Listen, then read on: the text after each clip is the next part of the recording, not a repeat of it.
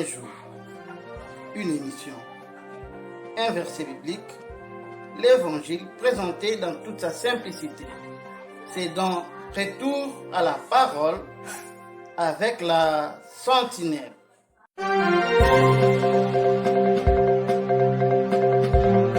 Télé-sentinelle.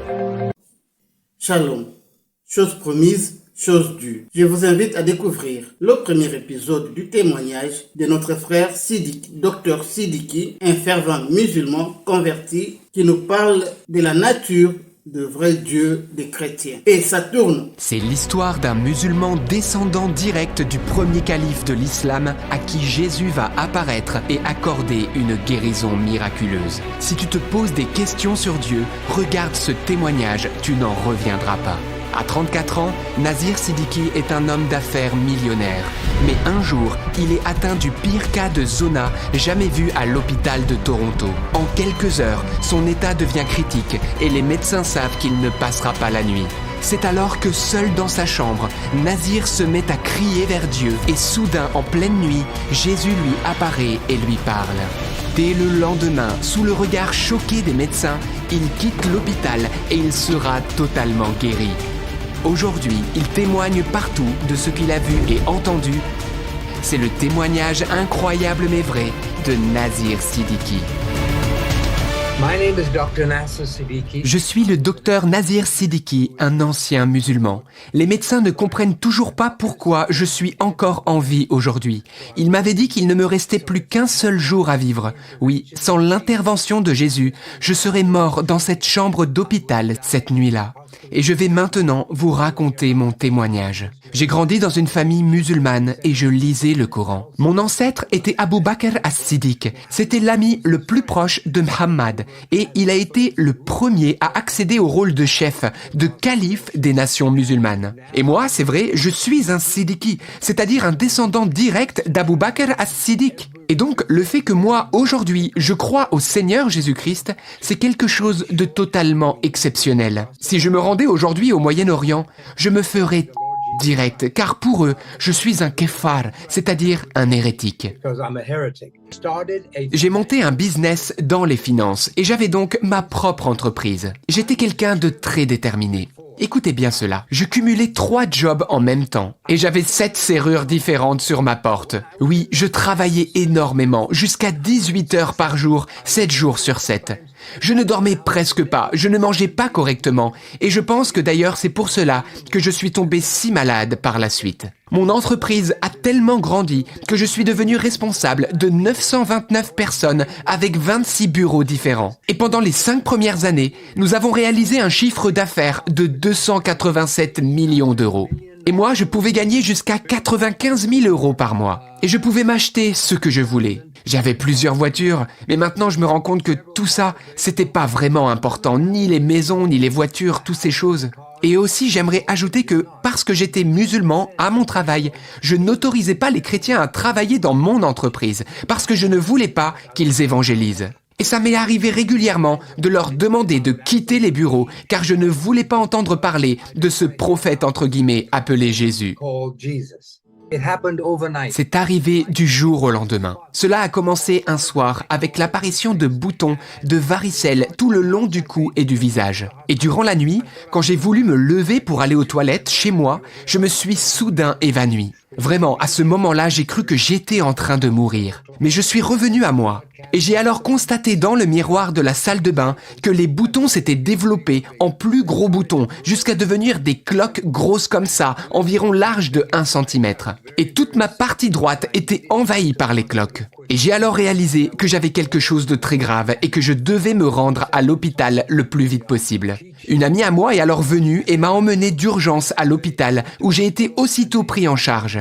Les cloques, entre-temps, ont continué de grossir de plus en plus, à tel point qu'elles se rejoignaient entre elles. Cela devenait donc de plus en plus gros, et ça partait du milieu du crâne, et ça descendait du côté droit sur le visage, jusque dans le cou, et même sur l'épaule. J'en avais également un peu devant le torse et dans le dos. Mais tout cela n'était que du côté droit, d'un seul côté de mon corps.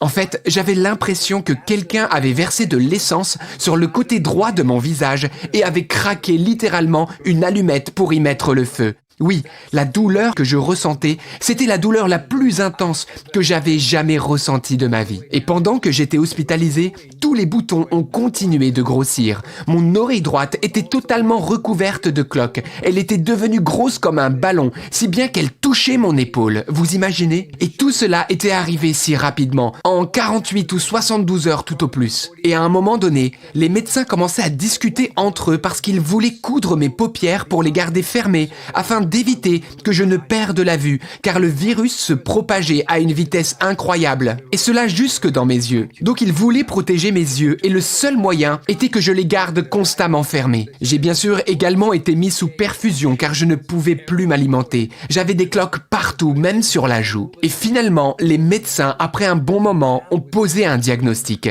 Ils m'ont dit que c'était de loin le pire cas de zona jamais enregistré à l'hôpital général de Toronto. Et regardez cette photo, voilà ce à quoi je ressemblais. Je ne sais pas si vous arrivez à voir la photo. Ce que vous pouvez voir ici, eh bien c'est un homme d'affaires musulman au bord de la mort. Et j'étais en train de faire les pires complications qui soient. Ma température était même arrivée à 42 degrés. C'était juste critique. La fièvre était si importante que cela empêchait mon cerveau de fonctionner normalement. En quelque sorte, mon cerveau cuisait à petit feu. Et j'ai commencé à avoir des lésions cérébrales. J'étais intérieurement totalement désespéré et j'avais peur de mourir. Le soir, juste avant que j'aie la vision de Jésus, j'ai entendu les médecins parler à mon sujet. Ils pensaient que j'étais en train de dormir, mais même si mes yeux étaient fermés, mes oreilles entendaient, oui, je ne dormais pas, et j'ai pu entendre les médecins discuter entre eux en m'examinant. Ils disaient que très probablement, je serais mort le lendemain matin. Et ils se préparaient à mon décès. Et cela, ça m'a complètement terrorisé. Je ne voulais pas mourir. Et apprendre que les médecins étaient en train de laisser tomber, qu'ils étaient en train de me laisser mourir dans cet hôpital de Toronto, ça m'a totalement plongé dans le désespoir. Oui, j'avais si peur de mourir. Alors c'est là que, dans mon désespoir, j'ai crié vers Dieu. Je lui ai dit, « Dieu, si tu existes, ne me laisse pas mourir. » Eh bien, j'aimerais vous dire ceci. Mohamed n'est pas venu. Allah n'est pas venu. Mais c'est Jésus qui est entré littéralement dans ma chambre cette nuit-là, aussi réel que je suis réel devant vous et que vous aussi vous êtes réel. C'était au milieu de la nuit. Oui, Jésus m'est bel et bien apparu dans ma chambre d'hôpital. Shalom, bien-aimés dans le Seigneur. Pourquoi seulement Jésus? Comment un musulman est-il venu chercher le salut en Jésus? Et pourquoi? C'est la réponse que nous avons aujourd'hui dans ces écritures que je vous invite à découvrir.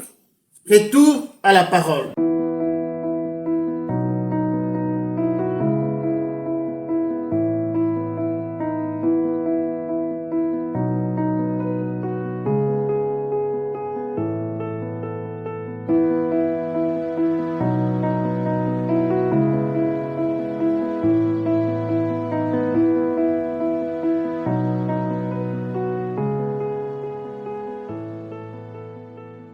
Actes des apôtres, chapitre 4, versets 11 à 12. Jésus est la pierre rejetée par vous qui bâtissez et qui est devenue la principale de l'angle. Il n'y a de salut en aucun autre, car il n'y a sous le ciel aucun autre nom qui ait été donné parmi les hommes, par lequel nous devions être sauvés. Parole du Seigneur.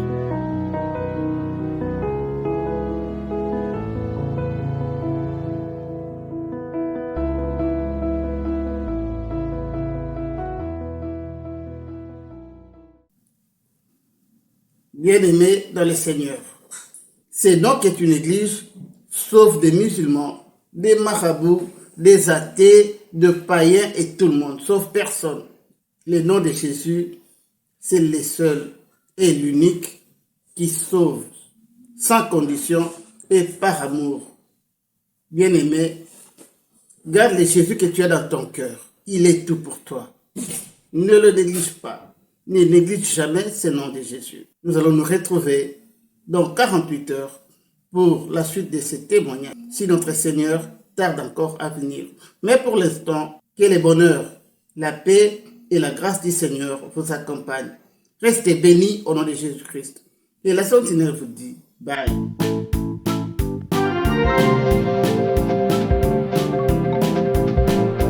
Télé Sentinelle, la chaîne chrétienne sur YouTube qui vous ouvre les écluses de la parole de Dieu avec la sentinelle Mindfulness Théorie. C'est le temps de nous réveiller du sommeil spirituel.